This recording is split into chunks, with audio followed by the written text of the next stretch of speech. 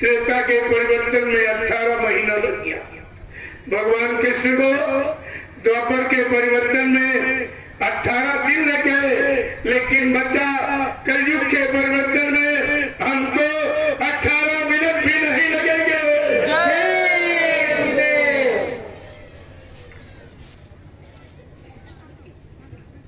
लोगों कितनी बड़ी जानकारी है। कलयुग सबसे ज्यादा खराब है। हर पाप की, हर बुरे खान पान की, हर बुरे कर्म की सीमा टूट चुकी। इतनी गंदगी पापों की है, लेकिन सम्राट मालिक क्या कहते हैं कि कलयुग की समस्त गंदगी को मैं एक किनारे समेट के लगा दूंगा, मुझे 18 मिनट भी नहीं लगेंगे। मेरे पास ऐसी भूमिका व्यवस्था है, मैं उसके द्वारा ये ऐसा काम, ये सारी गंदगी को खत्म करा दूंगा।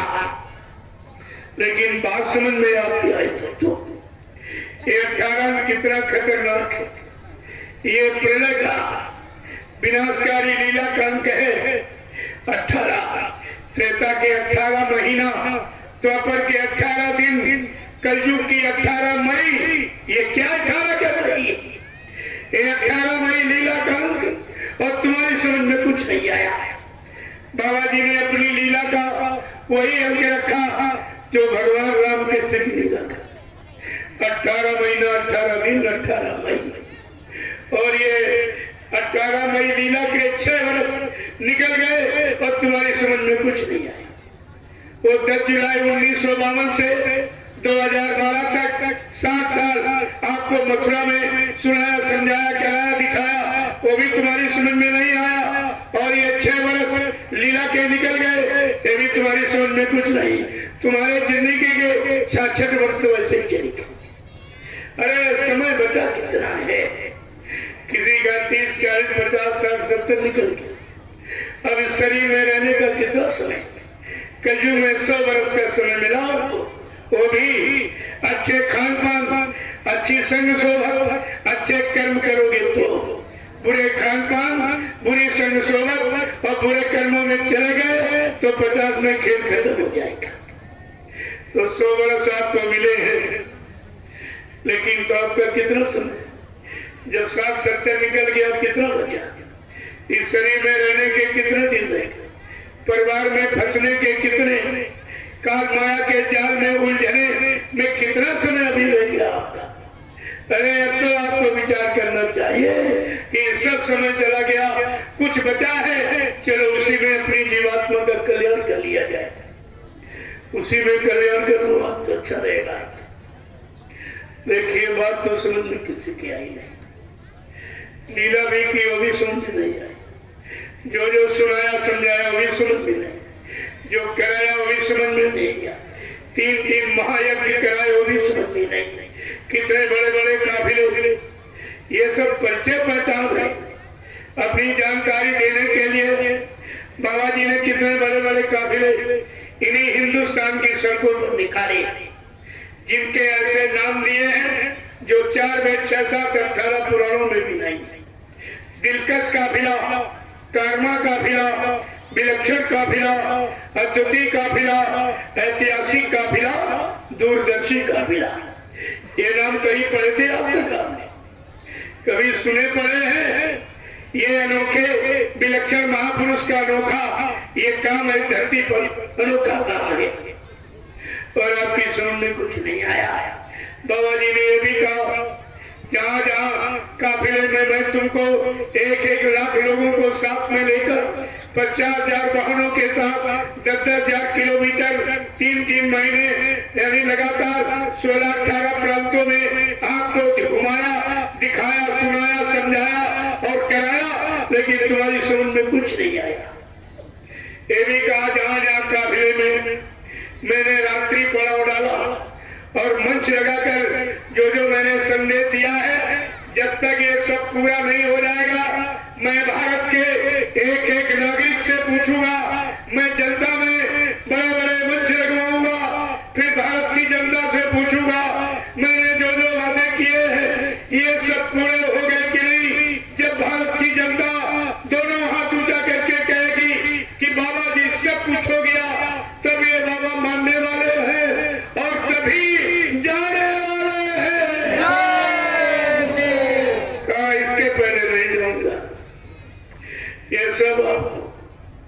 कहा बच्चा मैं वो गांधी महात्मा नहीं जो चूक जाऊं।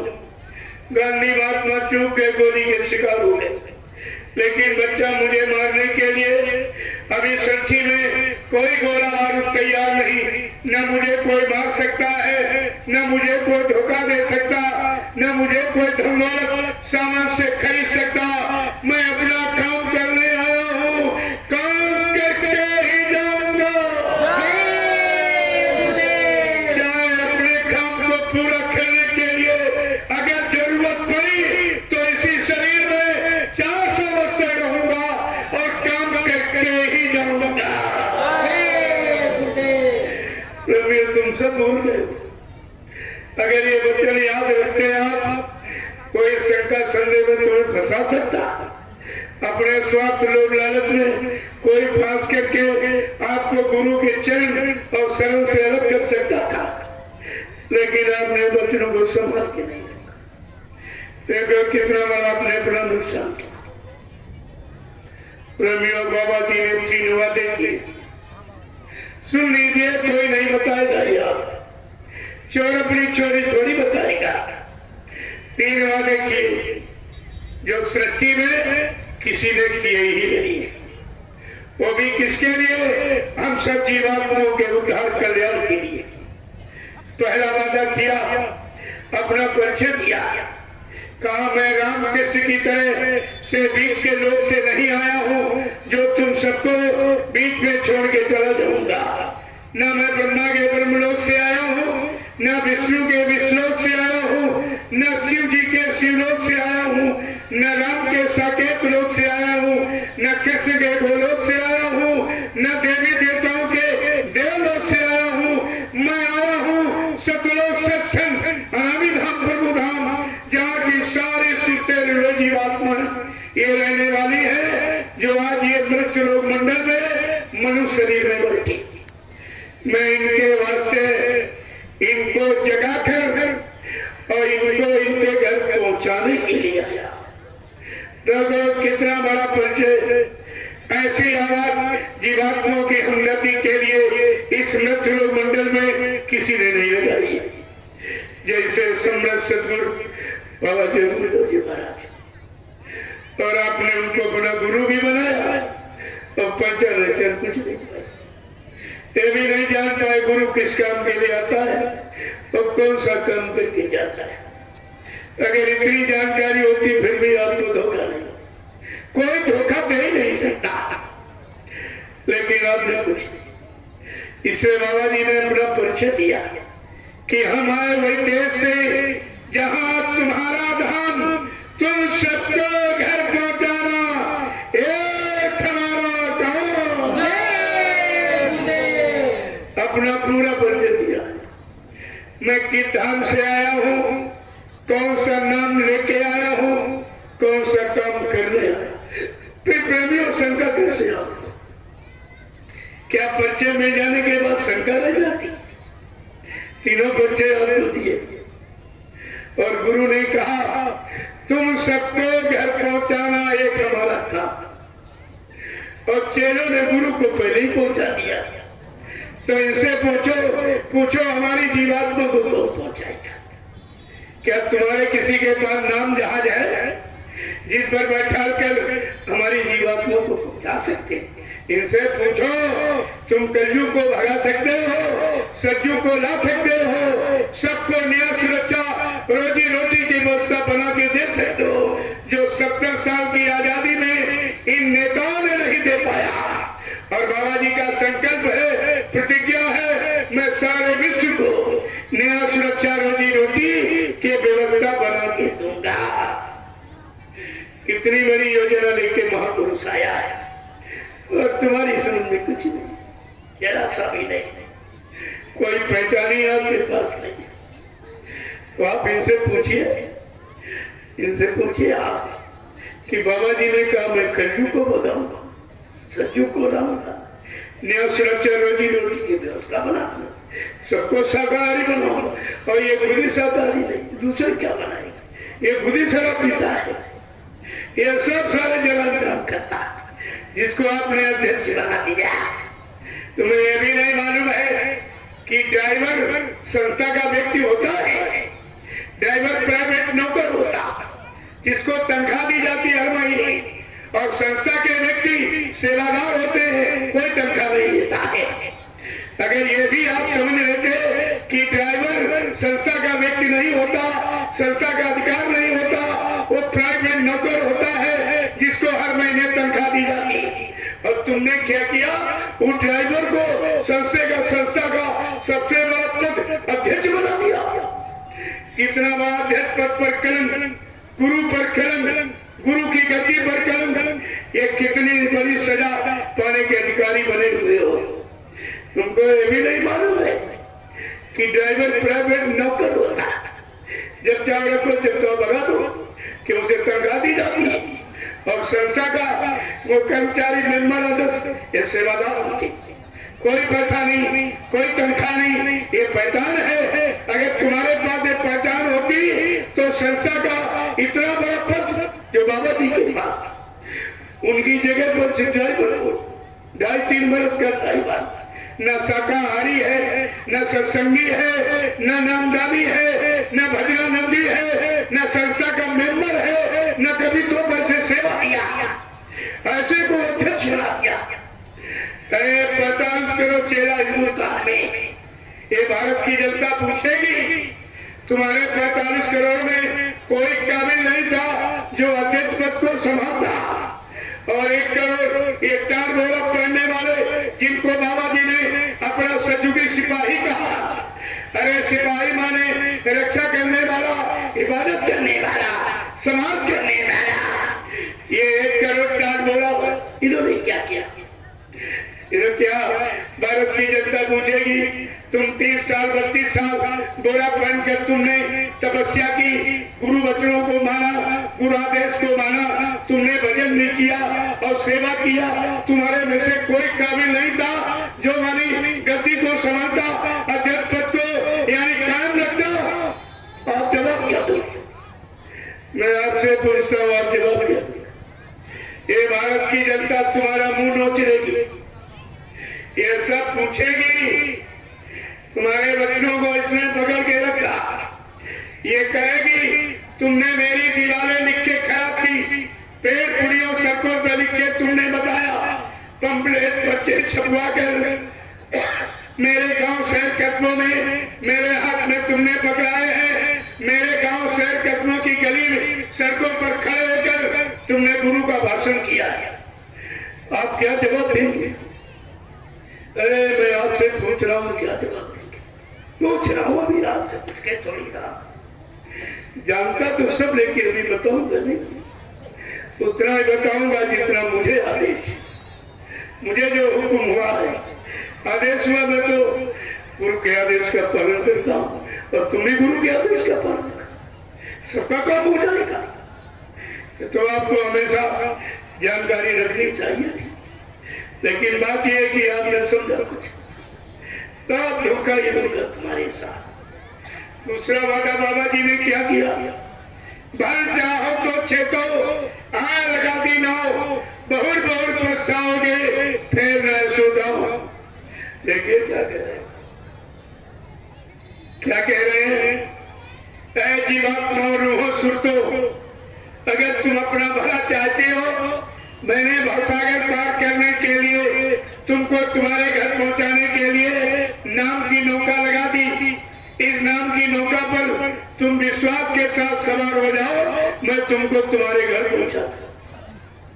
और कहते हो फिर मैं ऐसा था, फिर ऐसा अवसर चांस मौका तुम्हारी हमदर्दी का कोई लेके यहाँ पर नहीं आएगा, ऐसे गुरु मिले नहीं कबू, फिर ऐसा गुरु धरती पर कभी नहीं आएगा जो तुम्हारे लिए इतनी हमदर्दी, इतनी सरलता सुगमता लेकर के आया हो, आपने उसको पहचाना नहीं। तीसरा वादा क्या किया? भाव सागर भरमो नहीं, ये प्रताप हमार, अरे निश्चय करके मारे तो तुरंत दारू पार, केवल करना कुछ नहीं। गुरु ने अपने ऊपर ले लिया, न आंख बंद करना, न कान बंद करना, न माला घुमाना। क्यों? कहा कलयुग का जीव भजन नहीं कर सकता। क्यों? तामस दे भजन नहीं होई। तामसी आहार है, तामसी आहार है, तामसी विचार है, तामसी क्रियाकलाप, लिहाजा कलयुग का जीव भजन नहीं कर सकता। इसलिए बाबा जी ने सब अपने ऊपर ले लिया, कहा केवल मुझ पर विश्वास कर और इस नाम रूपी नौका पर बैठ जा, मैं तुझको तेरे घर पहुंचा दूं। ये भी नहीं कर पाए। इससे सरल और क्या हो सकता? इतनी सरलता सुगमता लेके और कोई कभी आया है या अभी कोई आएगा? क्या कहा? भाव सागर भरमो नहीं। इस भाव सागर में तुम भ्रम मत करना कि तुम्हारी जीवात्मा के लिए और कोई दूसरा आएगा या दूसरे नाम का कोई जहाज लगाएगा। मेरे पर विश्वास कर, इस नाम रूपी नौका पर सवार हो जा, मैं तुझको तेरे घर पहुंचा दूं। प्रेमियों, कितनी हमदर्दी है आपके लिए और समझ कुछ नहीं। तुम्हारी समझ में एक भी वचन नहीं आया, इसीलिए आप शंका सुनने में चली गए। मैं आपसे एक बात पूछना चाहूंगा, आप बाल बच्चेदार हो, सत्य बोलो। आप लोगों ने नामदान गुरु महाराज से लिया या किसी चेले से लिया है? गुरु महाराज से। देखो, सच्चाई को जोर से बोलिए। ये वायुमंडल सब गवाही है। आप लोगों ने नामदान गुरु महाराज से लिया या किसी चेले से लिया है? गुरु महाराज से। आपका हाथ गुरु महाराज ने पकड़ा या किसी चेले ने पकड़ा है? गुरु महाराज ने। आपकी जीवात्मा को जगाने का, परमात्मा से मिलाने का, निर्धाम निज लोक पहुंचाने का वादा ये गुरु महाराज का है या किसी चेले का है? गुरु महाराज का। फिर तुम जा कहा रहे हो? नामदान गुरु से लिया, चेला गुरु के बने, आदेश किसका मानना? इतनी भी बुद्धि में तुम्हारे नहीं आएगी, आदेश किसका मानना? इस मृत लोक मंडल का इतिहास बता रहा, यहाँ सदैव गुरु का आदेश है। चेलों ने गुरु का आदेश माना, उनकी पूजा हो रही। भगवान राम ने कोई आदेश नहीं दिया, बल्कि उन्होंने अपने गुरु वशिष्ठ विश्वामित्र के आदेश को माना, आज उनकी पूजा हो रही है। भगवान कृष्ण ने कोई आदेश नहीं किया, उन्होंने अपने गुरु संदीपन जी, गुरु द्रोणाचार्य जी के आदेश को माना, आज उनकी भी पूजा हो रही है। प्रेमियों, यहाँ तो गुरु भक्तों की पूजा है और तुम तो सतगुरु भक्ति, तुम्हारी कितनी बड़ी पूजा होती अगर तुम गुरु के वचनों को मान लेते, जान लेते, पहचान लेते, तुम्हारी कितनी बड़ी पूजा। आपने तो सारा अधिकार किया, तुमने कुछ नहीं किया। ये बेचारे गुलाबी पगड़ी, जो गुलाबी कपड़ा पहने, इनको कुछ नहीं मालूम, इनको कुछ भी मालूम नहीं है। बाबा जी ने 1978 में एक आदेश जारी किया था गुलाबी पगड़ी का, 1978 में। उस समय ये नामदानी भी नहीं होगी और कुछ लोग बांधे घूमे जो पैदल नहीं हुए, वो भी बंधे घूमे, इनको कुछ नहीं पता है। और एक साल के बाद बाबा जी ने कहा, ये पगड़ी सतयुग आने की सूचना दी है, ये सतयुग का वस्त्र है, कलयुग में बच्चा इसका अपमान हो जाएगा, इसलिए गुलाबी पगड़ी को सम्मान के साथ उतार के बक्से में रख लो। समय आने पर मैं पगड़ी का इतिहास बनाऊंगा, मैं पगड़ी की पूजा कराऊंगा, लेकिन ये सतयुग का वस्त्र है, कलयुग में इसका अपमान हो जाएगा, इसलिए गुलाबी पगड़ी को सम्मान के साथ उतार के बक्से में रख लो। ये गुरु आदेश है। और उसने क्या किया? गुरु आदेश माने नहीं।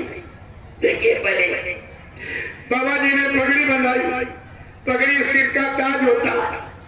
आज भी हरियाणा राजस्थान में लोग पगड़ी बांधते हैं, अगर इस पगड़ी कोई नीचे गिरा दे तो अपमान हो जाएगा। ये सिर की चीज अगर नीचे आ जाएगी अपमान हो जाएगा। और इसने क्या किया? बाबा जी ने सिर का ताज पगड़ी बनवाया, इसने कुर्ता पैजामा सिलवाया और इसने नारियों के सारी पेटीकोट में पगड़ी चली गई। प्रेमियों, पगड़ी का घोर अपमान हुआ है और गुरु के आदेश का एक खंडन हुआ। ये दो पड़ोसी लेकर रहा, इसे कौन माफ करेगा? इसको नहीं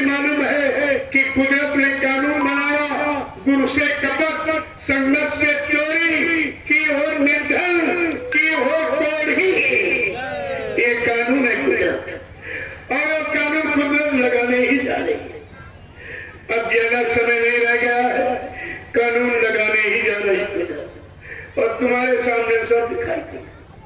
मैं तो आपसे वादा करके कह रहा हूँ, जिन्होंने गुरु को मुर्दा कहा है वो धीरे धीरे तुम्हारे सामने सब मुर्दा होते चले जाएंगे। और काम शुरू हो गया है। मथुरा आश्रम की तरफ देखिए, निगाह डाल के कुदरत ने अपना काम शुरू कर दिया है। दो तो चले गए काल मौत में, प्रेत योनि में रहेंगे। जितना शरीर का समय बाकी, अभी उतने दिन प्रेत योनि में नहीं, भूत प्रेत में। इसके बाद इनका फैसला होगा। जो गुरु को अपमानित किया है, झूठा कलंक लगाया, मौत अंतिम सजा वो भी गुरु को दी है। इसका तो हिसाब अभी बाद में होगा।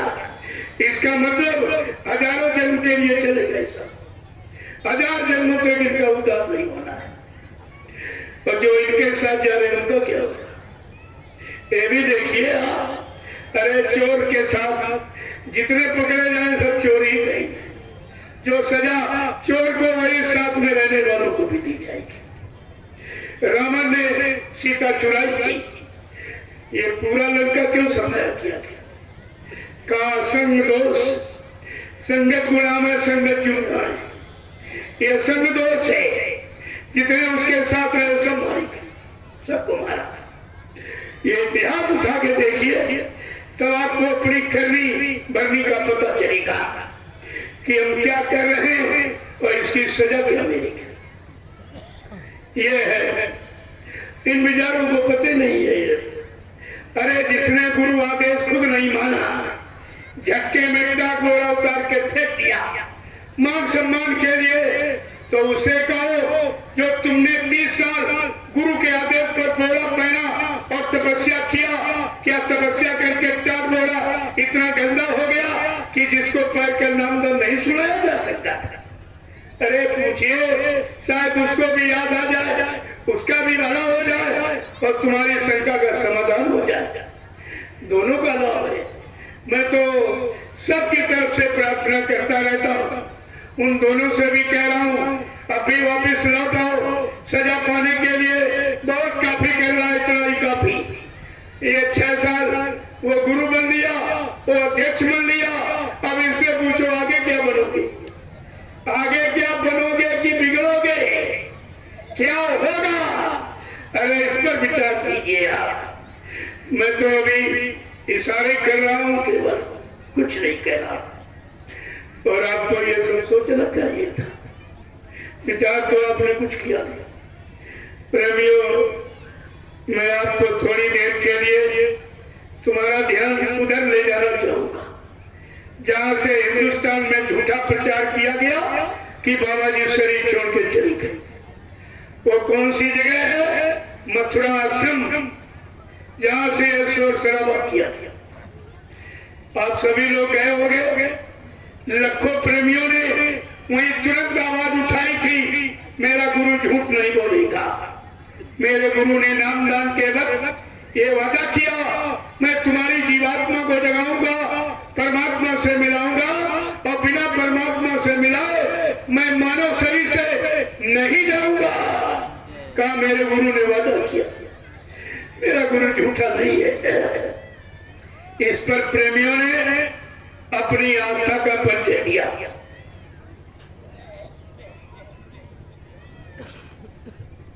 अपनी आस्था का परिचय दिया। क्या किया? हाईवे को जाम कर दिया और ये कहा जो तुम ये शरीर बना के ले आए हो, इसके ऊपर वाला कपड़ा हटा दो, बड़े मंच पर रख दो। हिंदुस्तान का पूरा प्रेमी आज मथुरा में मौजूद है, अपनी आंखों से देख लेगा, कोई शंका नहीं रहेगी। ऐसा कहने पर प्रशासन से उन प्रेमियों पर लाठीचार्ज कराया गया, बैरिकेडिंग को बढ़ा दिया गया। अरे महापुरुष की सत्यता को छिपाने में इतनी साजिश। अरे सत्य कभी छिपता नहीं है और सत्य कभी पराजित नहीं होता। हाँ, देर है, सवेर है, लेकिन अंधेर नहीं हो सकती है। प्रेमियों ने ये भी कहा कि जो भी तुम असली नकली ये शरीर बना के रहा हो, तुम जाने तुम्हारा धर्म कर्म जाने, लेकिन हिंदुस्तान की धरती पर संतों को कभी जलाया नहीं जाता। इसलिए बाबा जी को समाधि दी। कौन सी बुरी बात थी? देने वालों को तकलीफ क्या थी? तकलीफ ये थी, ये लोग पुतला बना के ले आए थे। सोचते थे अगर समाधि दे दूंगा, सीबीआई जांच में भविष्य में समाधि खोद के निकाली जाएगी, मैं फंस जाऊंगा। हमने कहा आज नहीं तो आगे भविष्य में फंस जाओगे। ये सच्चा दरबार गुरु का, झूठा टिके न कोई। प्रेमियों, ये दरबार ही सच्चा, यहाँ झूठ बोलने वाला, शर्ख खेलने वाला, बेईमानी करने वाला, धोखा देने वाला, अपना स्वार्थ लोभ लालच हल करने वाला लंबे समय तक सम दरबार में टिक नहीं सकता। प्रेमियों, बड़े ध्यान से सुनिए। मैंने 6 प्रश्न किए। मैंने कहा मेरे 6 प्रश्नों का जवाब दे दीजिए, मैं बोलना बंद कर दूंगा। मुझे कहने की जरूरत क्या है, लेकिन 7 पर आंच नहीं आने दूंगा। इसके लिए कुर्बान हो जाऊंगा। 7 पर आंच नहीं आने दूंगा। मेरा पहला प्रश्न, मैंने कहा जब कोई इंसान शरीर छोड़ देता है, क्या मुर्दे शरीर को कमरे में बंद करके ताला डाल के रखा जाता है? क्या ऐसा आपने कहीं देखा सुना या किया है? अगर ऐसा कोई करे, ये पुलिस विभाग तुरंत उठाकर उसको जेल में बंद कर देगी कि तुमने जहर दे के मारा या फांसी लगा के तभी तुम छिपा रहे हो। ये छिपाने का कारण क्या था? मेरा दूसरा प्रश्न, जब कोई इंसान शरीर छोड़ देता है, परिवार का सदस्य क्या मुर्दे शरीर के लिए गांव मोहल्ले शहर कस्बों में रुपया पैसा सेवा चंदा बनता? अरे आंसू गिराता कि दुख मनाता कि चंदा बनता? और तुम्हारे यहाँ क्या किया गया? 5 करोड़ की सेवा वसूली गई। मथुरा में 5 करोड़ की सेवा। किसी के हाथ में गुरु के लिए आंसू नहीं था। कोई दुख नहीं, कोई तकलीफ नहीं, कोई विरह, कोई तड़प नहीं। 5 करोड़ की सेवा वसूली गई। तुमने दी है, उन्होंने ली है, तुम दोनों गुनहगार हो। क्या तुम्हारे यहाँ कोई बुजुर्ग जब खत्म हो जाता है तो तुम चंदा मांगते हो बोलने गाँव में कि आंसू बहाते दुख मनाते? तुमने गुरु के लिए क्या किया? गुरु के लिए क्या किया है? जिस पर ईसाई विचार कीजिए। प्रेमियों, मेरा चौथा प्रश्न, जब कोई इंसान शरीर छोड़ देता है, परिवार का सदस्य जब मुर्दे शरीर में आग लगाता है, 13वीं उसके घर में होती है कि पूरा जिला 13वीं मनाता? कहते उसके घर में होती। हमने तुमने क्या किया? पूरे हिंदुस्तान में 13वीं मनाई। अरे हिंदुस्तान में इतने संत आश्रम, महात्माओं के आश्रम, कहीं जाके पता लगा लेते किसी महात्मा के शरीर छोड़ने पर उसको समाधि देगी कि उसको जलाया गया। महात्मा के शरीर छोड़ने पर कभी दाढ़ीवाल बनवाए जाते, महात्मा के शरीर छोड़ने पर कभी 13वीं की जाती। अरे सांसारिक रीति रिवाज ये है।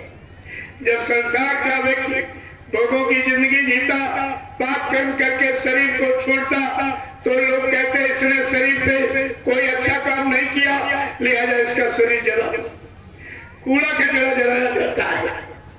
क्या बाबा जी सांसारिक थे, आध्यात्मिक नहीं थे, संत नहीं थे, सदगुरु नहीं थे, अनामी महाप्रभु नहीं थे? आपने निपट संसारी समझ कर और आपने ये सब कर दिया। जबकि आपको सत्संग में कितनी बार सुनाया गया कि गुरु को मानुष मानते, तेने कहिए अंधे, रहे सदा भवकूप में और छुटे न जम के भवने। जिन्होंने गुरु को मनुष्य माना है वो अंधे हैं, वो भवसागर से कभी छुटकारा नहीं पाएंगे, क्योंकि गुरु एक परमात्मा पावर है जो मनुष्य रूपी कोष पर बैठकर शक्ति का इजहार करता है। गुरु अगोचर छिपी हुई शक्ति जगह जगह में काम करती, लेकिन आपको कुछ नहीं पता है। गुरु के बारे में कोई पहचान या कोई जानकारी आपको नहीं है। जब गुरु के बारे में नहीं जानकारी तो सदगुरु को कैसे पहचानोगे? और आगे की चीजें देखिए कितनी बड़ी चीज। मेरा दूसरी बात, हिंदू समाज में एक कानून बना हुआ, जो व्यक्ति शादी नहीं करता है उसके शरीर को हाथ भी नहीं जलाया जाता। ये नियम बना है, जो व्यक्ति शादी नहीं करता उसके शरीर को हाथ भी नहीं जलाया जाता। और बाबा जी तो बाल ब्रह्मचारी थे, जलाने का क्या प्रश्न है? बाल ब्रह्मचारी, मैं तुम्हारे पीछे खड़ा हूं, तुम भग के कहां जाओगे? बाबा जी बाल ब्रह्मचारी, जलाने का क्या प्रश्न है? जो भी आपने गुरु के शरीर से साफ किया है वो सब धोखा हुआ, सब झूठा, सब धोखा।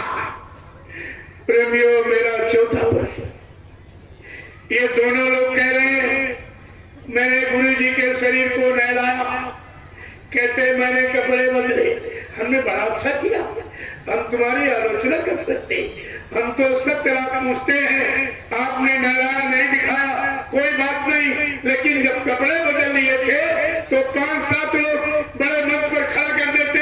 हिंदुस्तान का पूरा प्रेमी मथुरा में मौजूद था, अपनी आंखों से देख लेता। प्रेमियों, आज कोई शंका नहीं रह जाती। आप लोग सत्य बताना, बाल बच्चेदारों, क्या हिंदुस्तान के किसी प्रेमी ने मथुरा में बाबा जी के शरीर को पूरा खोल के देखा था? नहीं। अरे भाई सत्य बताइए आप, क्या बाबा जी के शरीर को मथुरा में किसी व्यक्ति ने खोल के देखा? पूरा नहीं। पूरा खोल के देखा था? नहीं। या पूरा शरीर खोल के दिखाया गया था? नहीं। फिर तुमने विश्वास कैसे कर लिया?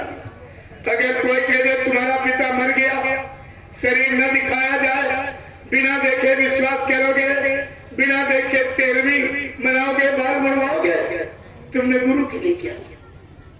गुरु ने नाम दान दिया तुम्हारी जीवात्मा के कल्याण, तमाम शारीरिक पारिवारिक बीमारी महामारी कष्ट मुसीबतों को दूर किया, सेवा में लगाकर पाप कर्मों में माफी कराया। तुमने गुरु को क्या दिया? मौत का कलंक, मौत अंतिम सजा, वो भी आपने गुरु को दे दिया। इल्जाम कितना खराब होगा, परिणाम कितना ही बुरा होगा, इस पर कभी बैठकर सोचते विचारते हो? देखिए मेरे पास 5वां प्रश्न, ये दोनों लोग कह रहे हैं मैंने बाबा जी के शरीर को सही जलाया, हमने बड़ा अच्छा काम किया। जब तुमने सही शरीर जलाया तो मौत का प्रमाण पत्र क्यों नहीं दे देते? क्यों पीछे आगे भाग रहे?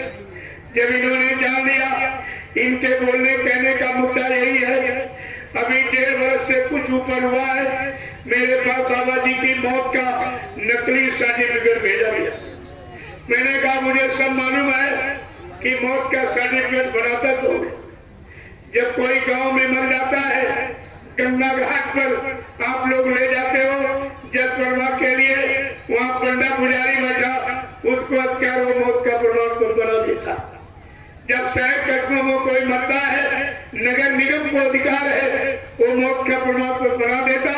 लेकिन संतों के बारे में न अभी कोई ऐसी योजना बनी, न कोई कर्मचारी अधिकारी नियुक्त किया गया, क्योंकि संतों के बारे में लिखा संत अपनी इच्छा से आते हैं और काम करके अपनी इच्छा से ही जाते हैं, इनका कोई मौत का प्रमाण पत्र। और आपने प्रचार भी किया, आपने ये भी कहा दुर्धाम के वासी अविनाशी निज मौत से जब आते हैं, भूले जीवों पर प्यारे गुरु तब खूब दया बरसाते हैं। निज आशिक मतवाला करके अपनी फरमान सुनाते हैं, निज पिंड से प्यार करा करके घट में शत्रुरूप दिखाते हैं। देखिए कहा है जो टिक न सके या छोड़ भगे वो भाग्यहीन कहलाते हैं। जिन बात गुरु की मानी है वो निज है अपना पाते हैं। दुर्धाम के वासी अविनाशी निज मौत से जब आती। तुम्ही ने प्रचार किया, तुम्ही बोल ब्रह्मचर्य सबको सुनाया और समझाया, लेकिन अपने शैतान मन को न सुना पाए न समझा पाए, और तुम्हारे मन ने तुम्हारे गुरु के प्रति तुम्ही को धोखा दे दिया। और आपने क्या प्रचार किया? सुन लीजिए जो कहा था। आपने ये भी कहा है कि गुरबाणी में अमृत भरा है जो जमाने में मिलता नहीं। मैं आपसे पूछता हूं, अमृत मारने के लिए कि अमर करने के लिए? गुरबाणी में अमृत भरा था, गुरु मर गया। क्या गुरु ने अमृत में मारने का काम किया? अरे कुछ कहो, सोच के कहो, बोलो, तोड़ के बोलो। और आपने क्या प्रचार किया है? गैर के द्वारे जाके गरबन्ना झुका, फरकाएगी मालिक तेरे नाम पर। आपने ये कहा, जो आपने सिर्फ चरणों में शरण गुरु के चरणों में झुकाया था, आज वो सर गुनाहगार के पैरों में झुका रहे। ये गुरु का सीधा अपमान कर रहे हैं, गुरु पर सीधा कलंक लगा रहे हैं आप। कितनी बड़ी सजा है उसकी। कभी बैठकर तुमने विचार किया है कि हमने जो किया इस करनी का कितना बुरा परिणाम होगा? ये सब आपने ये भी कहा है, ये नाम नहीं इंसान का, ये नाम है भगवान का। ये काम नहीं इंसान का, ये काम है भगवान का। जब कलयुग भगाना और सज्जू बनाना, सबको नया सुरक्षा दिलाना, रोजी रोटी दिलाना, महंगाई गरीबी हटाना, जीवात्मा जगाना, परमात्मा से मिलाना, जब ये गुरु भगवान का काम है। जिस गुरु भगवान को छोड़कर जिनके पास गए हो वो भगवान है। अरे इंसान भी नहीं जो गुरु को धोखा दे सकता, और तुम्हें तो चुटकी बजाते लूट लेगा, तुम कुछ नहीं कर पाओगे। चुटकी बजाते लूट रहा है, पर तुम्हारी समझ में कुछ नहीं आ रहा। देखिए, आपने सब प्रचार किया। आपने ये भी कहा है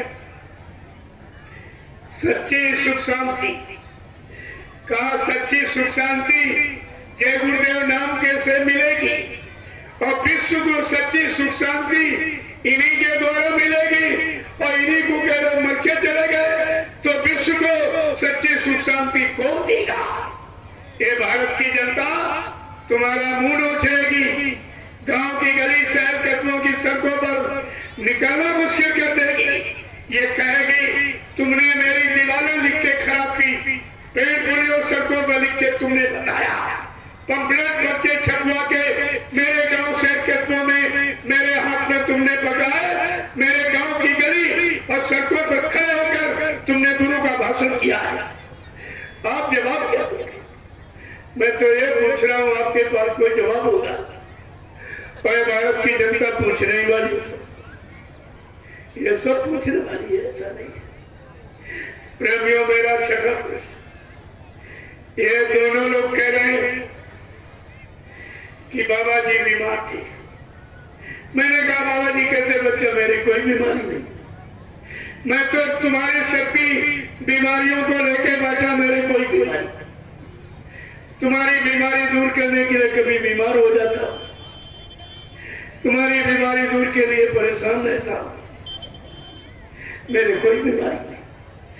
चलो स्वास्थ्य लाभ के लिए आप मेदांता गुड़गामा हरियाणा ले गए, मैं आपकी निंदा नहीं करता, लेकिन सत्य बात पूछता हूँ, आपने बाबा जी को किस डॉक्टर के अंदर में, किस कमरा नंबर में एडमिट कराया, भर्ती कराया?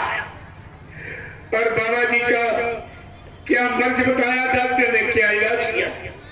तुम सब लोग जानते हो अस्पताल में मरीज की फाइल बनती है, और बाबा जी कह रहे बच्चा मेरा आध्यात्मिक शरीर है, सुई इंजेक्शन मत लगाना, मेरा ब्लड ग्रुप विश्व में किसी से मिलता नहीं, तुम खून मत चढ़वाना। प्रेमियों, ये करोड़ों करोड़ों रुपए के जो खून की सेवा वसूली गई, कहां चली गई? क्या कुंटलों खून चला था? अरे सब देना पड़ेगा, एक एक रुपया अपनी सेवा का ये प्रेमी तुम्हारी नसों से वसूल कर लेगा। हमको केवल जगह लेने दीजिए। ये जन जागरण का संदेश प्रेमियों के कान तक पहुंचाने नहीं दीजिए। मुझे नहीं कुछ करना, मुझे इनको जगह देना, ये सब हिसाब मांग लेंगे आप। ये बराबर आप ध्यान में रखिए। बाबा जी ने कहा भी था, मैंने एक ऐसा छोटा सा जाल बना के रखा जिसमें छोटी बड़ी कोई मछली बचेगी नहीं जो फंसे।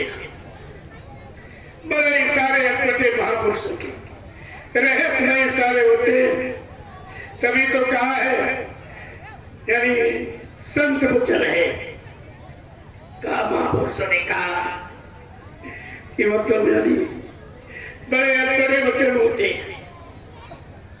संत वचन अटपटे झटपट रखे न कोई, और जो झटपट रखे तो झटपट दर्शन हो। अगर समझ जाओ, समझ में आ जाए तो आत्मा को जगने में, परमात्मा के दर्शन में कोई देर नहीं है। देर इतनी है जो तुम पीछे भाग रहे हो। तुम्हें आगे बढ़ने के लिए कहा, पीछे रखने के लिए कहा, सब खत्म कर दिया, कुछ नहीं रखा है। अब तो मुसीबत परेशानी का पहाड़ टूटने ही वाला है और उससे आप कुछ बच नहीं सकते। बाबा जी ने पहले भी कहा था, बज रहा काल का डंका, कोई न बचने पाएगा। कलयुग ने अपने जाने का बिगुल बजा दिया, वो जाने की पूर्ण तैयारी में है। जो उसने कर्म कर्जा बांटा, आपने लिया वो कैसे अदा करेंगे? आप रुपए पैसे धन दौलत सामान का कर्जा तो आप दे सकते, लेकिन कर्म कर्जा आप कैसे चुकाओगे? जो तुमने कुंटलों शराब पी के पेशाब बना दी, मुर्गा मीट खा के लैट्रिन बना दिया, इनको मारा काटा सताया अपमानित, छल कपट बेगानी धोखाधड़ी बेचार कुचार और जो गंदा खान पान मनुष्य मंदिर में डालकर जिसमें परमात्मा की चेतन मूर्ति जीवात्मा बैठी है, उसके आगे ये गंदगी जो डाली, ये कर्मों की सजा कौन माफ करेगा? ये है कोई ऐसा जो करोड़ों रुपए किसी को देकर एक पाप करने की अदायगी करा सकते? कोई माफी दे सकता है? जो धन दौलत रुपए पैसे सामान से तुम्हारा काम कोई कर नहीं सकता, वो सतगुरु दयाल दर्शन देकर संत दर्श जिन पातक ठहरे, संतों के दर्शन मात्र से सारे प्रधान अनेक जन्मों के पापों को अच्छा हो जाता। जो अपनी दया दृष्टि डालकर तुम्हारे जन्मों के पापों को खत्म कर रहा, तुम उसी को नहीं समझ पाए, उसी से दूर चले गए हो, अब ये तुम्हारा काम कौन करेगा?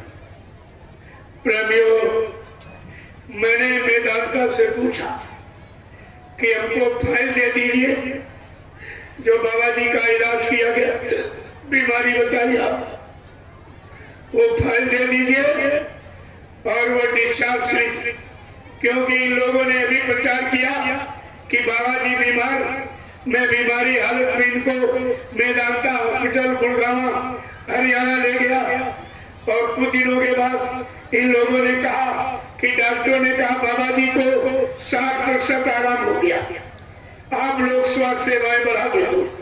प्रेमियों ने अपने सतगुरु के स्वास्थ्य मंगलमय कामना के लिए 4-4, 5-5, 6-6 अंकों की सेवा दिया। कुछ दिनों के बाद इन लोगों ने कहा, डॉक्टरों ने जवाब दे दिया कि बाबा जी को मथुरा आश्रम भेजो। बड़े ध्यान से सुनिए, ये लोग कह रहे हैं मैं बाबा जी को जिंदा मथुरा आश्रम ले आया, दोपहर 2 बजे पहुंच गया और कमरे में बंद करके ताला लगा गया।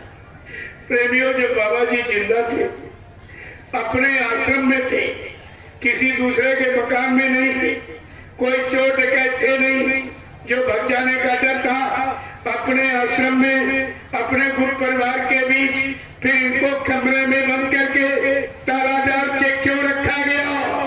यहीं से सारा राज खुल जाएगा। और मौत का प्रचार कर दिया। रात को 9:52 पर कहा, बाबा जी ने शरीर छोड़ दिया। प्रेमियों, तुम सब लोग पढ़े लिखे, 2 बजे जिंदा और कमरे में बंद किया और कहा शरीर कब छोड़ा? रात को 9:52 पर। सब लोग पढ़े लिखे हो, जरा गिनती गणना करो कि 2 बजे दोपहर 9:52 बीच का समय कितना रहा? लगभग 8 घंटे का। यानी 8 घंटे बाबा जी जिंदा रहे, फिर कमरे में बंद करके क्यों रखा गया? 8 घंटे में सब प्रेमियों को दर्शन करा दिया गया होता, प्रेमियों कोई शंका का विषय नहीं था, लेकिन न दर्शन कराया न आपने मांग की। अरे आपको तो यानी सूचना देके इन लोगों ने बुलाया कि अंतिम दर्शन कर जाओ, अंतिम दर्शन। आपको कहना चाहिए था कि बाबा जी दोपहर 2 बजे आप इनको मेदांता से जिंदा लाए और जिंदा ही कमरे में बंद करके ताला डाल क्यों रखा? और मौत का प्रचार रात को 9 बजे के भवन में कर रहे हो, यानी 8 घंटे जिंदा और कमरे में बंद रहे। ये कौन सी सजा अपने गुरु को दी? और न किसी को दर्शन कराया और न अपने दर्शन की मांग की। तुम दोनों लोग गुनहगार हो, ऐसा नहीं है, गलती तो आप दोनों लोगों ने की। प्रेमियों, ये सब आपको ध्यान में रखना चाहिए था। मैंने वेदांता से रिपोर्ट मांगी कि आप डिस्चार्ज स्लिप दे दीजिए बीमारी की, और डिस्चार्ज स्लिप जो तुमने जिंदा मुर्दा अपने हॉस्पिटल से डिस्चार्ज किया है वो डिस्चार्ज स्लिप दे दीजिए। ये फाइल और डिस्चार्ज स्लिप दोनों मांगने पर वेदांता साफ इनकार कर रहा है, कह रहा मेरे यहाँ इस नाम के व्यक्ति भर्ती ही नहीं हुए। प्रेमियों, बाबा जी वेदांता गए नहीं तो मर कैसे गए हैं, ये तुम्हें बताना पड़ेगा। क्यों तुम किसी मरीज को अस्पताल ले गए हो, ये तुम्हारी जिम्मेवारी है। उस मरीज को तुमने मरवा दिया या गिरवी रख दिया या भेज दिया, अगर वही शरीर मथुरा में लेके आए तो फिर दिखाया तो नहीं था। अब ये दोनों कह रहे, उज्जैन वाला कह रहा है हमको वेदांता के अंदर नहीं जाने दिया, मथुरा में शरीर बना के ले आए, वो भी हमको दिखाया नहीं, मेरे कान पर रिवाल्वर लगा दिया और कहा तुम कह दो मन से बाबा जी चली गई। उज्जैन वाला कह रहा है जबरदस्ती करा दिया, और मथुरा वाला ड्राइवर कह रहा है हम तो रखवारे हैं, रखवाली कर रहे हैं, जिस दिन बाबा जी आएंगे उनको उनका सौंप देंगे, और तुम्हारा क्या हुआ जो पीछे दौड़ रहे? अरे ये तो दोनों कोई ना कोई बहाना बना निकल जाएंगे, लेकिन तुम कहाँ जाओगे? तुम्हारा क्या होगा? जरा अपने लिए विचार कीजिए। ये सब विचारी विषय है, मैं तो अभी केवल इशारा मार कर रहा हूं। प्रेमियों, जब कोई समाचार अभी तक सही नहीं मिला तब मैंने निश्चय ले लिया कि एक बार भारत सरकार को सूचना दे दी। मैं भारत सरकार दिल्ली को सूचना देने के लिए 18 मई 2012 की घटना है, मैं 28 मई 2012 को ठीक 10 दिन बाद 700 प्रेमियों को लेकर मैं दिल्ली के जंतर मंतर भूमि के नाम से जो जानी जाती है, जहां लोग भारत सरकार से न्याय मांगने जाते, मैं उसी भूमि पर पहुंच गया। प्रेमियों ने प्रधानमंत्री के मंत्रियों को ज्ञापन दिया, उनसे रिसीविंग ले ली। मैंने 1.5 घंटे मीडिया से वार्ता किया, मीडिया ने फुल चैनल खोला, पत्रकारों ने कैमरे खोले, लेकिन छापा निकाला कुछ नहीं। मैंने ये भी कहा, सब उनसे कहा, मैंने ये भी कहा जब बाबा जी 1975 में जब भविष्यवाणी करते थे, हिंदुस्तान के प्रधानमंत्री वो मुसलमान थी, कांग्रेस का शासन था, बाबा जी ने मुसलमान प्रधानमंत्री को बुला के कहा बच्ची तू ब्राह्मण परिवार में पली है, ये नशबंदी, ये गर्भपात, ये घृत योजना है, भ्रूण हत्या है, इसे बंद कर दी। इसी भारत भूमि पर लगभग 350 वर्ष मुसलमानों ने राज किया, उन्होंने गर्भपात नशबंदी जैसी घृत योजना को कभी लागू नहीं किया। लगभग 250 वर्ष अंग्रेजों ने राज किया, उन्होंने गर्भपात नशबंदी जैसी घृत योजना को कभी लागू नहीं किया। भगवान कृष्ण ने इसी घृत व्यवस्था पर अपने मामा कंस का वध कर दिया था। उसने अपने बहन के 7 बच्चों को गर्भ में नष्ट किया था। गर्भपात की सजा भगवान कभी माफ नहीं करता। कहा तुम तो बच्ची धुआंधार करा रही हो, क्यों? आगे आने वाला भारतीय इतिहास तुम्हें कभी माफ नहीं करेगा। बाबा जी ने यह भी कहा, जब हिंदुस्तान आजाद हो गया है, आजादी की खुशहाली के लिए जो भारतीय संविधान सप्त ऋषियों के द्वारा लिखा, ये एक का बताया झूठा बता रहे। सप्त ऋषियों के द्वारा जो आजादी की खुशहाली का भारतीय संविधान लिखा गया है, उसका पहला संविधान जिस दिन मेरा हिंदुस्तान आजाद हो जाएगा, चुंगी, टैक्स बैरियर, परमिट, लाइसेंस जैसी हित व्यवस्था को स्थान नहीं दिया जाएगा। महंगाई, गरीबी को वहीं पर रुकवा दिया जाएगा, टैक्सों की भरमार को खत्म करा दिया जाएगा। कहा, बच्ची तुम तो धुआंधार करा रही हो, क्यों भारतीय संविधान पर कलंक लगा रही हो? आगे आने वाला भारतीय इतिहास तुम्हें कभी माफ नहीं करेगा।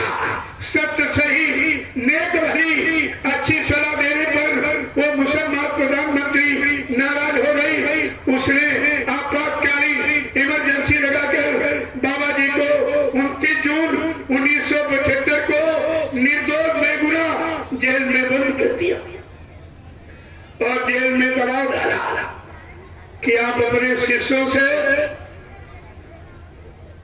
मेरा प्रचार करा दीजिए। कह रही, मैं एक हेलीकॉप्टर आपको दूंगी, 200 रुपये पैसा दूंगी। बाबा जी ने कहा, अरे होश में है, तू किससे बात कर रही है? अगर तुझको अपनी अमीरी पर गर्व है तो मुझको अपनी फकीरी पर नाज है। मेरा जेल में आने का मुहूर्त है। देखो, महात्मा मुहूर्त होता रहे। कहा, मेरा जेल में आने का मुहूर्त है, जब तक वो मुहूर्त खत्म नहीं हो जाएगा तो मुझे जेल से निकाल नहीं सकती। जिस दिन मुहूर्त समाप्त हो जाएगा, एक पल घड़ी के लिए तो मुझे जेल में रख भी नहीं सकते। ऐसा कहने पर वो मुसलमान प्रधानमंत्री और नाराज हो गई। उसने बाबा जी को बेरी हथकड़ी पहना दिया और बीच में डंडा लगा दिया, जिससे ये न बैठ पावे न लेट पावे। जो सजा चोर डकैत कतरी को वो संत महापुरुष को दी जा रही है, कितना बुरा परिणाम होगा, जिसको बाबा जी ने बहुत पहले कहा था, जो संतों से टकराएगा वो चूर चूर हो जाएगा। ये पहले इशारा किया था। वो मुसलमान इतनी नाराज हो गई, उसने बाबा जी को एक कटघरे में बंद कर दिया। 6 महीने के लिए न इनको भोजन पानी दिया जाएगा, न हवा प्रकाश। ये बाबा मर जाएंगे। मार डालने के लिए बाबा जी को कटघरे में बंद किया। और कटघरा मतलब यानी उत्तर प्रदेश की जिला जेल थी। हेलीकॉप्टर के द्वारा रातों रात कभी जिले की जेल में, कभी उस जिले की जेल में। जब 6 महीने पूरे हो गए, इन लोगों ने सोचा अब तो बाबा मर गए होंगे। जब ये कटघरा दिल्ली की तिहाड़ जेल में खोला गया, एक भव्य प्रकाश निकला। बाबा जी साधना नींद, कपड़े प्रेस किए। ये चमत्कार देखकर जेल के कर्मचारी अधिकारी घबरा गए। कर्मचारी अधिकारियों ने मुसलमान प्रधानमंत्री के पास सूचना भेजी कि बाबा जी मरे नहीं, बल्कि ऐसा ऐसा चमत्कार हुआ। वो प्रधानमंत्री मुसलमान इतनी घबरा गई, अपने गुरु देवरा बाबा के पास गई और कह रही, महाराज, ये जय गुरुदेव नाम की महात्मा कौन है, क्या है? देवरा बाबा ने कहा, अरे बच्ची, उनको छेड़ना मत, वो युग पुरुष है, युग सृष्टा है, युग दृष्टा। अगर वो पलक बंद कर ले तो प्रलय हो जाए, अगर वो पलक बंद कर ले तो प्रलय हो जाएगा। कहा, महाराज, हमने तो उनको बेगुनाह कारण जेल में बंद किया, बेरी हथकड़ी पहनाई, मार डालने के लिए एक कटघरे में 6 महीने बंद किया। देवरा बाबा ने कहे, जा जा बच्ची, वो दयालु कृपालु है, माफ कर देगी। जा जा, क्षमा मांग ले, वो दयालु है, माफ कर देगी। वो सच्ची में दया करने ही आए हैं। वो मुसलमान प्रधानमंत्री सन 1979 में मथुरा आश्रम माफी मांगने आई और चरणों पर अपने सिर को रख लिया। 80 मिनट तक रोती रही, हमारे गुनाह को माफ कर दो, मैं आपको पहचान नहीं पाई। माफ कर दिए, क्षमा कर दीजिए। आप दयालु हैं, कृपालु हैं। ये सम्राट दयालु ने उसको माफ भी कर दिया और आशीर्वाद भी दे दिया। देखिए ये संतों की महिमा। जो दयाल देश से आए हैं वो श्राप देने नहीं आए हैं, वो सब पर दया, गुनाहों की माफी देने, जीवात्मा को जगाने, परमात्मा से मिलाने के लिए आए। उसको आशीर्वाद दे दिया, वो दोबारा फिर प्रधानमंत्री बन गई। देखिए प्रेमियों, कैसी संतों की महिमा है। कभी बदले की भावना नहीं होती इनमें। और तमाम प्रेमी उस समय बाबा जी को छोड़ के चले गए थे। कह रहे मैंने पुलिस की लाठी खाई, गाली खाई, जेल में बंद रहे, तो इन्होंने आशीर्वाद दे दिया। अरे तुम्हें क्या मालूम संत महापुरुष किस रीति से, कौन से तौर तरीके से कौन सा काम करेंगे, तुम्हें क्या मालूम। तुम्हें अपने काम का निशाना रखो, अपने काम का निशाना रखो। इधर उधर देखे जनों काल माया के जाल में चले जाओ। वो क्या कर रहे हैं, क्यों कर रहे हैं, किसके लिए कर रहे हैं, उनको पहचानने समझने की कोशिश मत करो। तुम अपने को समझो, अपने को पहचानो, तुम्हारा इसी में भला हो जाएगा। हजारों प्रेमी साथ छोड़ के भाग गए थे। अब वही प्रेमी तनख्वाह पा रहे हैं, जब तनख्वाह मिले उनको। देखिए पहले यह है महापुरुषों की लीला, एक बार नहीं। और बाबा जी सिंह जी ने बहुत पहले इशारा किया था, पहले हथौड़ी बजेगी फिर हथौड़ा लगेगा, जिसमें सबकी बुद्धि संग हो जाएगी। ये हथौड़ी थी इमरजेंसी, और ये लीला हथौड़ा है जिसमें सबकी बुद्धि संग हो रही। सब चकरा रहे, सब भूल ब्रह्म शंका में भागे चले जा रहे हैं। जबकि बाबा जी ने आपसे क्या कहा था, पड़े रहो दरबार में, धक्का धनी के खाओ, कबहू दीन दयाल के भनक रहेगी का। कभी न कभी तुम्हारा कल्याण हो जाएगा। न तुम पड़े रहे न खड़े रहे, तुम सब के सब भग खड़े हुए। कोई इधर भग गया, कोई उधर भग गया। और अपने गुरु के आदेश को न माना है, न जाना, न पहचाना। कितना बड़ा नुकसान। बाबा जी जब तक सामने रहे कोई कुछ नहीं बन पाया। जैसे उन्होंने लीला किया, फट से एक चिल्लाया कि बाबा जी हमको वसीयत कर गए, एक कह रहा बाबा जी हमको नाम पावर दे गए। मैंने कहा भाई हिंदुस्तान में क्या दो ही चले, इन 45 करोड़ का क्या होगा। और तुमको भी कहना चाहिए कि बाबा जी ने तुम्हें का स्पेशल नाम दान दिया है, कि अलग बैठा के तुमको नाम दान दिया। आपको भी पूछना चाहिए। कुछ नहीं, एकदम भाग खड़े हुए पीछे, समझ में तुम्हारी भी कुछ नहीं आया। प्रभु सामने कोई कुछ नहीं बन पाया। जब आप मथुरा गए थे, जब इन लोगों ने कहा अंतिम दर्शन कर जाओ, आप लोगों ने सुना था मीडिया कितनी जोर से आवाज लगा रही थी, नकली गुरु का असली संस्कार, नकली गुरु का असली संस्कार। 12,000 करोड़ की संपत्ति के लालच में ये नाटक किया जा रहा। जो जलाने का समय निश्चित रखा, उसके तो 2.5 घंटे पहले जलाकर नामो निशान क्यों मिटा दिया गया। इस पर मीडिया चिल्ला के कह रही कि सत्संगियों में शंका पैदा, शंका कर रही है। इन लोगों ने जाना तो मीडिया रात खोले दे रही है। फट से 4-6 लाख रुपए देकर मीडिया का मुंह बंद कर दिया। अरे मैंने कहा तेरा तो कैसेट बन गया है, तू भी समय से नहीं बचेगा, तेरा कैसेट बन गया है, सब लोग जानते हैं। प्रेमियों, जब 12,000 करोड़ की संपत्ति मीडिया ने डिक्लेयर किया और 12,000 करोड़ की संपत्ति पर 100 रुपए का स्टाम्प लगाया गया, ये वसीयत नकली है कि असली है। सब लोग घर परिवारों में रहते हो, तमाम वसीयत बहना में रोज आप कराते हो। जब 12,000 करोड़ की संपत्ति मीडिया ने डिक्लेयर किया और उस 12,000 करोड़ की संपत्ति पर स्टाम्प लगा 100 रुपए का, ये नकली है कि असली वसीयत है। अरे कीजिए।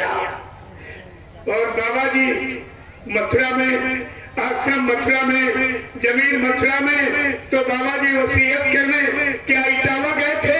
क्या मथुरा में कोर्ट नहीं था? ये सब आपसे पूछा जाएगा और आपको बताना पड़ेगा। क्या मथुरा में कोर्ट नहीं था? अरे ये सब जानकारी आपको रखनी चाहिए। दूसरी बात है, संत मत में वसीयत होती ही नहीं। वसीयत एक सांसारिक रीति रिवाज। जब बाप को बेटे से रोटी का खतरा हो जाता, किसी बेटे को वसीयत कर देता, लेकिन संत मत में वसीयत नहीं होती।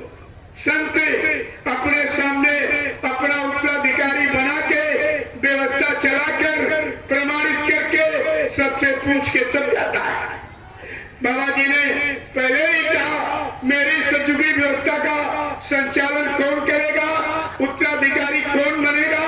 महाबली एक शासक होगा, धर्म मुकुट सिर पर धारेगा और धरा से लेगा पाप हटाए और जय गुरुदेव की बाणी। ये तो पहले आपको इशारा करके बताया गया, लेकिन तुम्हारे पास जब गुरु का कोई वचन नहीं है तब तुम शंका संदेह में कोई तुमको नहीं जा सकता। आपको ये विचार करना चाहिए। मैं आपसे एक बात पूछूंगा कि गद्दी पर, भारत की गद्दी पर कौन बैठता? प्रधानमंत्री। क्या प्रधानमंत्री की गद्दी पर प्रधानमंत्री का ड्राइवर बैठ सकता है? नहीं।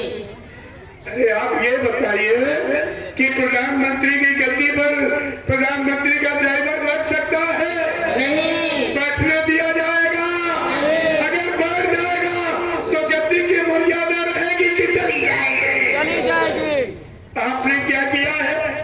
सम्राट गुरु की गद्दी पर ड्राइवर, वो भी 2.5-3 वर्ष का, न सत्संगी है, न नामदानी है, न शाकाहारी है, न भजनानंदी है, न गुरु का शिष्य है, न संस्था का मेंबर है, न कभी 2 वर्ष सेवा दिया। प्रेमियों, ड्राइवर संस्था का व्यक्ति ही नहीं होता। ड्राइवर प्राइवेट नौकर होता जिसको हर महीने तनख्वाह दी जाती, और संस्था के व्यक्ति सेवादार होते, कोई इससे पैसा नहीं लेता, कोई तनख्वाह नहीं लेता, सेवादार होते। और तुमने उस ड्राइवर को गुरु की गद्दी पर बैठा। तुम्हारी ये भी समझ में नहीं आया हम ये कर क्या रहे हैं, ये क्या कर रहे हैं? प्रेमियों, गद्दी का कानून एक ही होता, चाहे देश की गद्दी हो, चाहे संस्था की हो, चाहे और कोई व्यवस्था की हो, कानून एक ही होता है। गद्दी पर कौन बैठता है? जो कभी एमपी रहा हो, मेंबर ऑफ पार्लियामेंट। अगर मेंबर है, चुनाव लड़कर जीत के गद्दी पर बैठ सकता है। अगर मेंबर नहीं है, उसको गद्दी पर बैठने का कोई अधिकार नहीं। ये भारत का कानून है। और गुरु की गद्दी पर ना ये उज्जैन वाला मेंबर है, न मथुरा वाला ड्राइवर मेंबर, ये दोनों अवैध हैं। और बिहार से इन पर मुकदमा कर दिया गया कि सिद्ध करो, जब भारत का कानून कहता है कि गद्दी पर यानी अगर मेंबर है तो कार्यवाहक रूप में काम कर सकता, जब तक किसी पद की सत्यता जाहिर नहीं होती, कार्यवाहक रूप में काम कर सकता। अगर मेंबर नहीं तो कोई अधिकार। और ये दोनों ही मेंबर है, न उज्जैन वाला है न मथुरा वाला है। ये तो 2.5-3 वर्ष से गाड़ी चला रहा। इस बेचारे को क्या मालूम, इसको तो जबरदस्ती लोगों ने गद्दी पर बैठा दिया, वो नहीं बैठ रहा था। उसने सब देखा। जब उसको पुतला जलाने के लिए कहा, वो लौट कर आया, कहा हमारे साथ धोखा किया गया, मैंने आग लगाई, वो समझ गया वो तो प्लास्टिक थी, शरीर नहीं था। समझा के लोगों ने कहा, अरे 12,000 करोड़ संपत्ति का मालिक बनने जा रहा, ये क्या कह रहा? तब बेचारा लड़का था, लड़का था बुद्धि थी, स्वार्थ लोभ लालच लोगों ने बैठाल कर कितनी लंबी लूट की। समय आने पर वो सब राज को देखा, कोई ऐसी चीज नहीं जो बाकी रह जाए। अभी आपको मालूम नहीं है, सम्राट दाता दयालु ने 1980 में कहा था जितने हारे जीते एमपी मेरे, प्रधानमंत्री, मुख्यमंत्री, राष्ट्रपति, राज्यपाल, और मतलब यानी कहा इन्होंने जो भारत की गाड़ी कमाई, काश्तकार, मजदूरों, छोटे बड़े कर्मचारी, अधिकारी, व्यापार, दुकानदारों की जो घसीट करके विदेशी बैंकों में जमा कर दी। बाबा जी ने कहा महात्माओं के हाथ में कोई धूल नहीं झोंक सकता। मुझे सब मालूम है कि देश के किस खाते नंबर पर, किस कोड नंबर पर किसका कितना कितना पैसा जमा। मेरे पास योजना है, मैं समय से वो पैसा निकाल के ले आऊंगा, देश सेवा में लगाऊंगा और सचिव तुम्हारे सबके सामने खड़ा दिखाई देगा। कहा मेरे पास योजना। अरे जो सबके घोटाले हवाले जांचना, क्या उसके बारे में कोई छिपा सकता कुछ? आप चिंता मत कीजिए, धीरे धीरे आप उसका सब खत्म हो जाएगा। केवल आप लगे रहो, सुमरन ध्यान भजन करते रहो, सुमरन ध्यान भजन में समय बढ़ाते रहो, गुरु की सच्चाई सब आपको मिल जाएगी। भजन एक ऐसा रास्ता है जिसमें गुरु की सच्चाई मौजूद है। तो अगर आप करने लगो 1 घंटा सुबह, 1 घंटे शाम, मैं आपसे वादा करता हूं कि 1.5 घंटा सुबह, 1.5 घंटे शाम को आत्मा के घाट पर बैठकर अगर नाम की कमाई यानी सुमरन ध्यान भजन जैसा गुरु महाराज ने आपको सुनाया, समझाया, सिखाया, अगर सब लोग करने लगो तो 9-10 महीने के बाद तुम सारे लोग चिल्ला बोलोगे कि बाबा जी जीवित हैं। मैं हवा में बातें करने नहीं आया, लेकिन बिना भजन के अब कोई सच्चाई गुरु की आप जा नहीं सकते, क्योंकि आपने गुरु को बदनाम किया है, झूठा वादा खिलाफी करने वाला कहा है, गुरु पर कलंक लगाया है। लिहाजा अब वो सब लाभ भजन के द्वारा ही आप पा सकते हो और दूसरा कोई रास्ता नहीं है सच्चाई का। प्रेमियों, आप में सब जानकारी रखी है, लेकिन तुमने कुछ नहीं किया। एक टाटवारा पहनने वालों, जितने साल तुमने टाटवारा पहना, इतनी तो उसकी उम्र नहीं है जिसको तुमने गुरु की गति दी। तुम्हारे बुद्धि में हो क्या गया है? बाबा जी ने कहा परिवर्तन टाट के द्वारा होगा। टाट परिवर्तन की निशानी, हर युग की यही कहानी। जब त्रेता में परिवर्तन कराना हुआ, गुरु वशिष्ठ ने भगवान राम को जब जंगल का आदेश हुआ हो तब कहा जंगल तो जाओ, लेकिन भूमि सेन बलकल वसन कंदमूल फल खाओ। जाओ जमीन पर सोना, बलकल वस्त्र ओढ़ना, कंदमूल फल का भोजन करना। रामचरितमानस इशारा कर रही उत्तरकांड में जटा जूठ की सिर पर जटाएं और बदन में जूठ लपेटो, सीधे जंगल चली जाए। उस समय मशीन का युग नहीं था, ये टाट कपड़े के रूप में बन के नहीं आया था, लेकिन टाट फकीरी में गुरु विश्वास वशिष्ठ ने परिवर्तन के लिए भगवान राम को 14 वर्ष जंगल में और भगवान कृष्ण को उनके गुरु संदीपन जी ने बुला के कहा ले टाट की लंगोटी पहन ले। टाट की लंगोटी को पहनाकर संयम का वो प्रमाण प्रस्तुत किया कि 16,108 गोपिकाओं के बीच में रहे पूर्ण योगेश्वर कहलाए। ये गुरु के द्वारा आदेशित वस्त्र प्रेमियों सुरक्षा कवच होता है और तुम्हें कुछ नहीं। बाबा जी ने कहा हुजूर पैगंबर मोहम्मद साहब ने जीवन पर टाट घोड़ा ही पहना और ईसा मसीह उनके पिता ने अंतिम श्वास तक टाट का ही सेवन किया। इसलिए मैंने वही फकीरी भेष युग परिवर्तन में मैंने तुमको आदेश दिया है। इस फकीरी भेष को तुम अपने शरीर पर जब तक धारण करोगे, जब तक देश में अच्छी व्यवस्था नहीं आ जाएगी। अगर जो अपनी इच्छा से टाट बोरा उतार दे या फेंक दे या पहन ले, उसको सत्संगी मत मानना, वो भविष्य में कोई बहुत बड़ा धोखा दे सकता। ये सब आपको समझा के बताया गया से नहीं। और आपने कुछ नहीं किया। प्रेमियों, रही बात नाम की, नाम सृष्टि का आधार है। सतयुग में योगियों ने हरि नाम जगाया तो देश समाज का काम करा दिया गया। त्रेता में ऋषियों ने राम नाम जगाया, धर्म की स्थापना करा दी गई। द्वापर में कृष्ण नाम जगाया गया, धर्म की स्थापना, दुष्टों का संहार करा दिया गया। और कलयुग में सर्वप्रथम कबीरदास आए, उन्होंने साहब नाम जगाया। संत महापुरुष जिस नाम को जगाता है वही उसकी शक्ति ज्ञान का भंडार होता है और वही नाम जीवात्मा का आधार होता है। कबीरदास ने जब साहब नाम जगा लिया तब जीवों को नाम दान देना शुरू किया।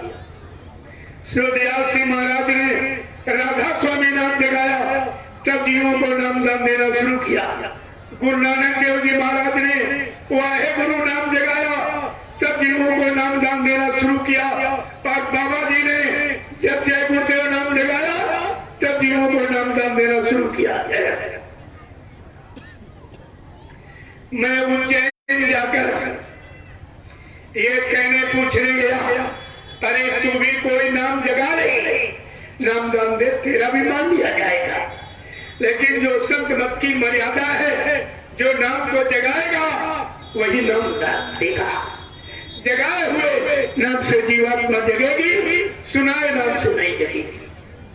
मैं कहने उज्जैन गया, ये भी पूछने गया था। मैं अगर इसकी हकीकत आपके सामने खोल दूं तो तुम इस पर थूकोगे नहीं। 2005 में सर्वप्रथम इसी ने बाबा जी को जहर दिया, रस्सी में बांधकर पागल ठहराकर गाड़ी में डाल करके रांची ले गया डॉक्टर शैलेंद्र के पास।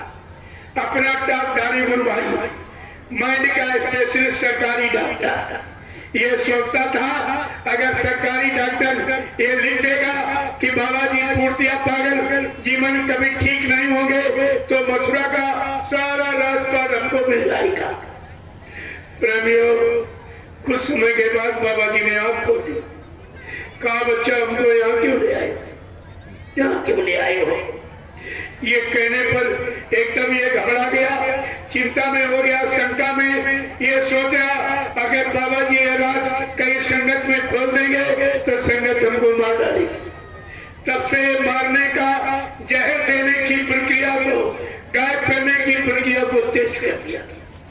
प्रेमियों, आप लोग मथुरा जाते रहे हो, देखा होगा मंदिर के परिसर में एक चांद लगाया गया था। एक चाट लगाया गया, उस चाट में जहर की पुड़िया चिपकाई गई और पूछा गया कि स्वामी जी महाराज ये कहां से। कहा बच्चा सब मेरे शरीर से निकला। कहा किसने किया। कहा सब तुम्ही लोगों ने।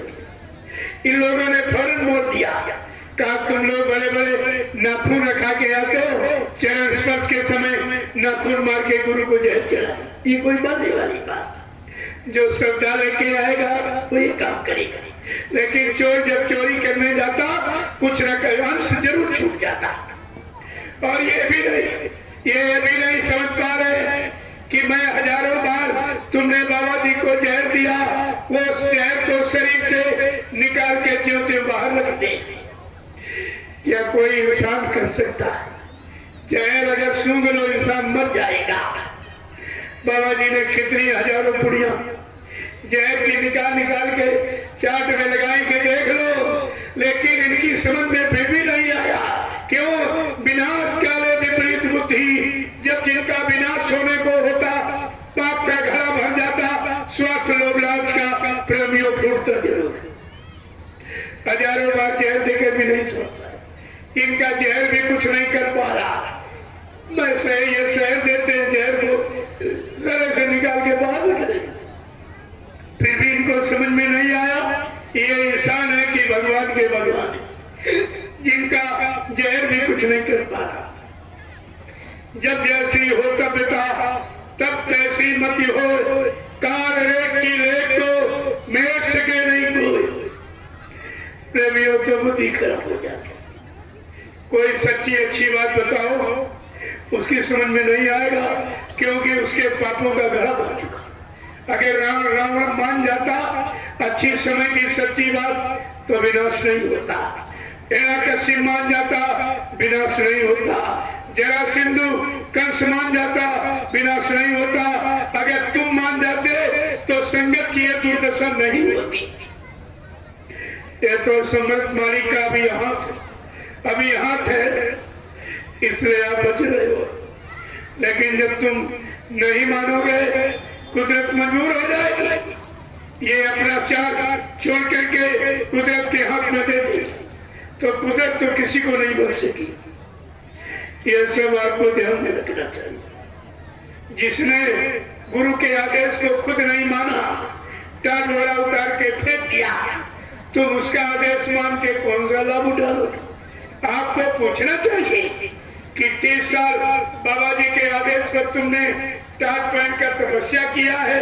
क्या तपस्या करके टाट बोरा इतना गंदा हो गया? क्या इसको पैर के नामदा नहीं सुनाया जाता? अगर आप पूछने लगो शायद उसको भी ख्याल हो जाए और तुम्हारी संगत चली जाए। यहाँ से दोनों को लाभ, सबको लाभ का संदेश दिया जाता है। यहाँ किसी के नुकसान के लिए नहीं कहा जाता। अब ये है सत्य कड़वा होता। किसके लिए? स्वार्थी लोभी लालचियों के लिए सत्य कड़वा होता है और भक्तों परमार्थी जीवों के लिए सत्य मीठा होता है। इसलिए तो बाबा जी की हमदर्दी का जितना बड़ा उन्होंने प्रचार के माध्यम से अपनी हमदर्दी को जताया। ये हिंदुस्तान की धरती पर इस तरह की हमदर्दी का ऐलान किसी ने किया नहीं। बाबा जी ने क्या कहा कि दिल में हमारे दर्द है तुम्हारा और सुनते तो जा वो संदेशा हमारा कि दिल में हमारे दर्द है तुम्हारा और सुनते तो जाओ इस संदेशा हमारा। ये हमने तुम्हारे लिए इस जल से रचाए और गली गली में खूब परिचय बताए और फिर भी न मानो तो क्या दोष है हमारा और सुनते तो जाओ इस संदेशा हमारा कि जो कुछ कहा है वो आई है आगे और जो कुछ कहूँगा वो आएगी आगे। इलासों पर लाशों का होगा नजारा और सुनते तो जाओ इस संदेशा हमारा। जो कुछ कहूँगा दोहराना पड़ेगा इस झंडे के नीचे सबको आना पड़ेगा। ओ लाचार सब इनाम लोगे हमारा और सुनते तो जाओ इस संदेशा हमारा।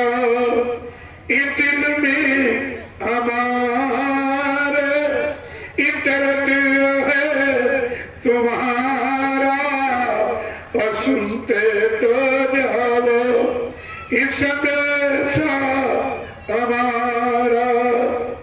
जय गुरुदेव।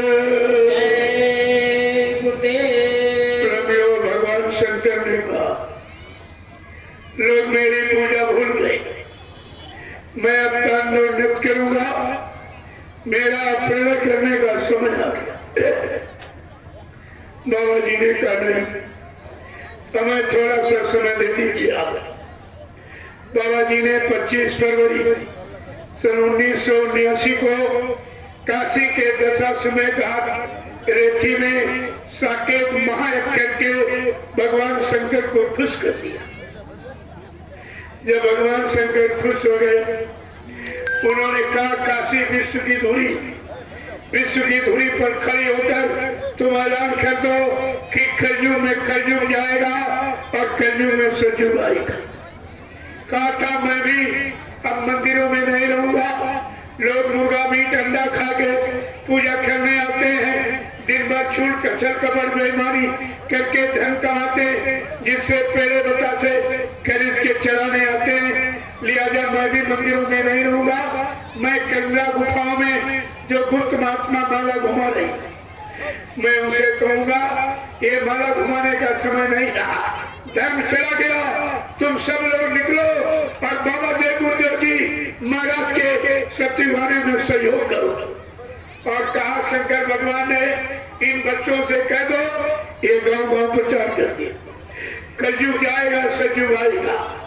ये प्रचार भगवान शंकर के आदेश पर, तुम हंसी मजाक समझते हो। और बाबा जी ने काशी की विश्व धुरी पर खड़े होकर एक भविष्यवाणी की, जो पुराने प्रेमी नामदानी 1979 के रहे होंगे, शायद थोड़ा थोड़ा इशारा समझ जाएंगे कि बाबा जी ने क्या भविष्यवाणी की थी।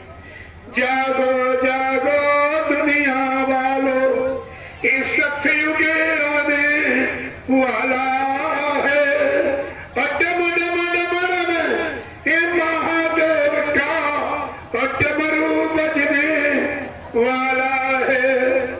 महाशक्तियां दुनिया भर की ये मिट्टी में मिल जाएगी, और क्रूर धर्मी इन दोनों की तब अकल ठिकाने आएगी।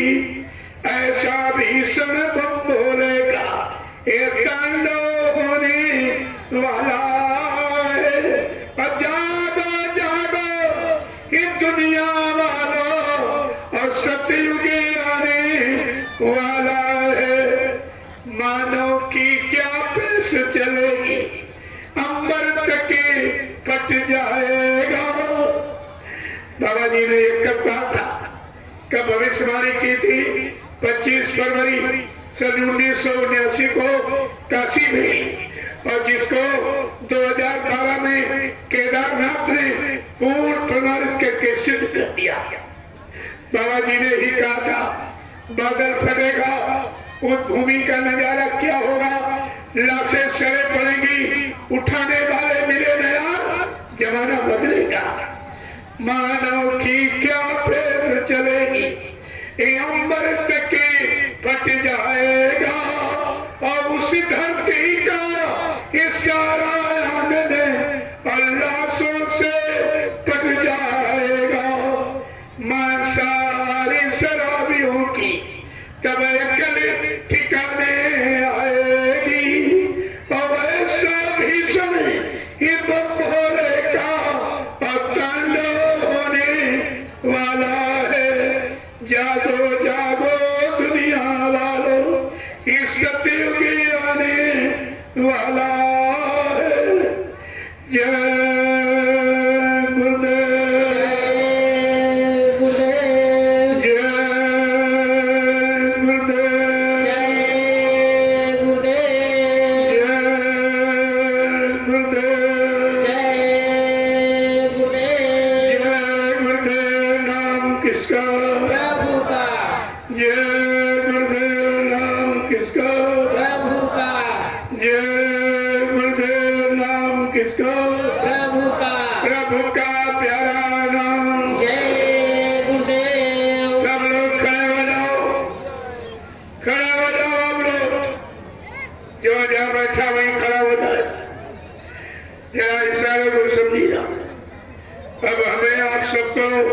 मानव सत्कर्म के लिए, मानव सद्धर्म के लिए, सच्चे समाज के निर्माण के लिए, नवयुग निर्माण की योजना भूमिका व्यवस्था के लिए, और माँ बहन बेटियों की इज्जत आबरू बचाने के लिए प्रेमियों खड़े होने की जरूरत है। अब ये बैठने का समय नहीं करेगा, इशारे समझ लीजिए।